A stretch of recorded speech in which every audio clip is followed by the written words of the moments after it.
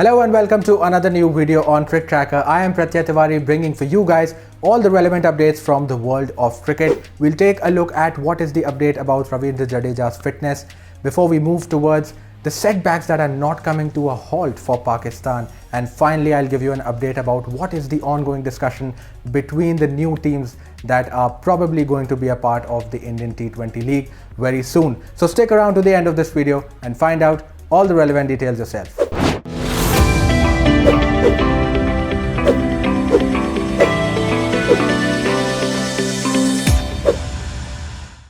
India has been missing the services of their premium all-rounder Ravindra Jadeja ever since he took that concussion on his head, and after that he was ruled out for the third T20I as well as he was not a part of the first test amongst a lot of injury woes and the fact that Virat Kohli is going to travel back to India on account of his paternity leave. Some good news has come for the Indians as now Ravindra Jadeja has been declared completely fit and he is available indeed for the Boxing Day test.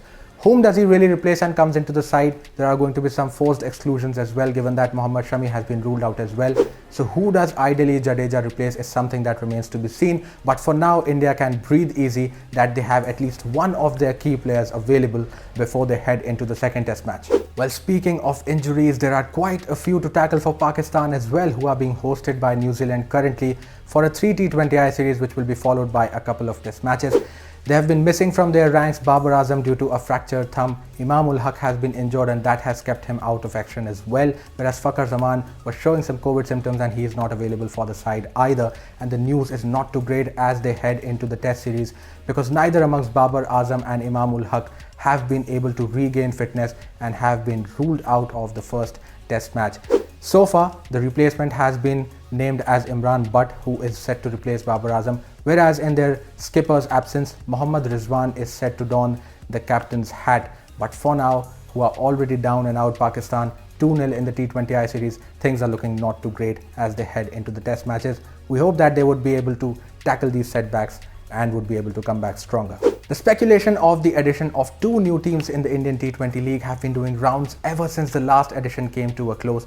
Ahmedabad is looking quite set to get that approval, and if they do, they will definitely become one of the teams. But for the second spot, there is quite a fight going on between Pune, Lucknow, Kanpur and Guwahati. Mr. Devajit Lone, who is the Assam Cricket Association secretary, has looked hopeful while he wants to pit the name of Guwahati when BCCI sits for its annual general meeting on the 24th of December.